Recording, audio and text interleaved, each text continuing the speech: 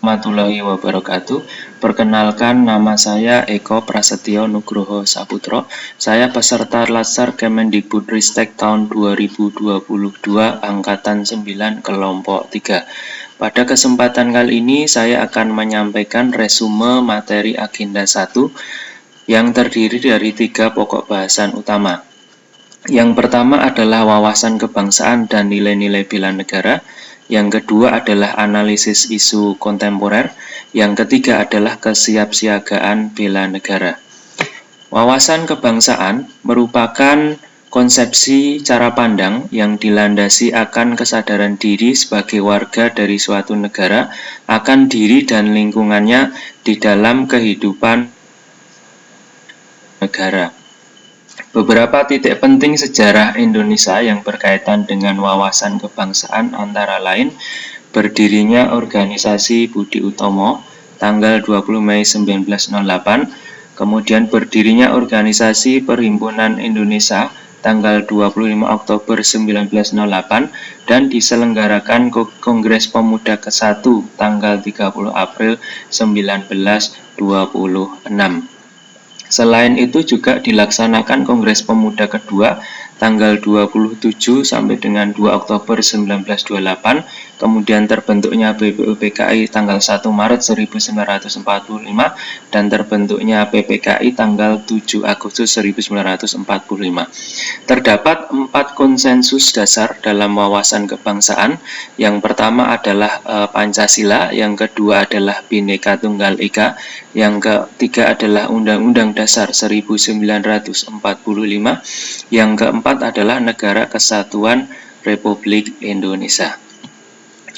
Atribut kenegaraan menurut Undang-Undang Nomor 24 Tahun 2009 terdiri dari bendera, yaitu bendera merah putih, kemudian bahasa, yang ketiga adalah lambang negara, dan yang keempat adalah lagu kebangsaan. Bela negara.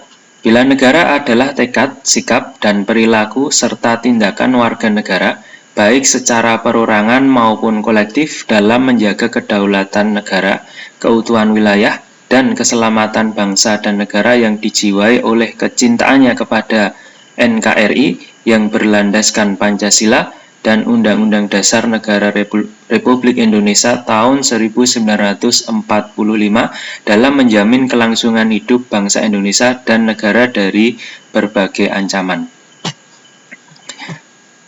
Nilai-nilai bela negara terdiri dari cinta tanah air, kemudian sadar berbangsa dan bernegara, setia pada Pancasila sebagai ideologi negara, rela berkorban untuk bangsa dan negara, dan kemampuan awal bela negara.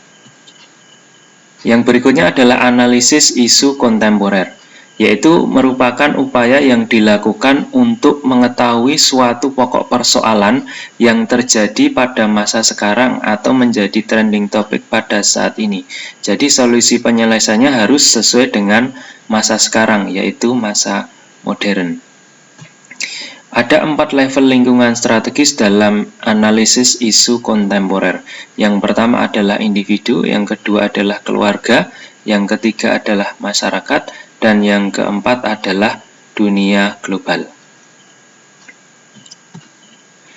Isu kritikal dalam analisis isu kontemporer yaitu isu saat ini, kemudian yang kedua adalah isu yang berkembang, dan yang ketiga adalah isu potensial. Kemampuan menetapkan isu dalam analisis isu kontemporer terdiri dari 3, yaitu environmental scanning, yang kedua adalah problem solving, dan yang ketiga adalah analisis.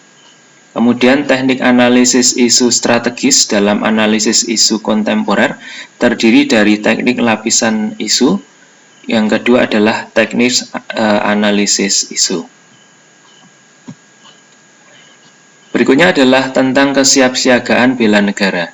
Kesiapsiagaan bela negara adalah suatu keadaan siap siaga yang dimiliki oleh seseorang baik secara fisik, mental, maupun sosial dalam menghadapi situasi kerja yang beragam, yang dilakukan berdasarkan kebulatan sikap dan tekad secara ikhlas dan sadar, disertai kerelaan berkorban sepenuh jiwa raga yang dilandasi oleh kecintaan terhadap Negara Kesatuan Republik Indonesia berdasarkan Pancasila dan Undang-Undang Dasar 1945 untuk menjaga, merawat, dan menjamin kelangsungan hidup berbangsa dan bernegara. Hal-hal yang dibahas dalam kesiapsiagaan negara adalah menjelaskan kerangka bela negara dalam Latsar CPNS, menyusun rencana aksi bela negara, menjelaskan kemampuan awal kesiapsiagaan bela negara, dan melakukan kegiatan kesiapsiagaan bela negara. Demikian rangkuman materi agenda 1 Latsar CPNS tahun 2022. Sekian, terima kasih.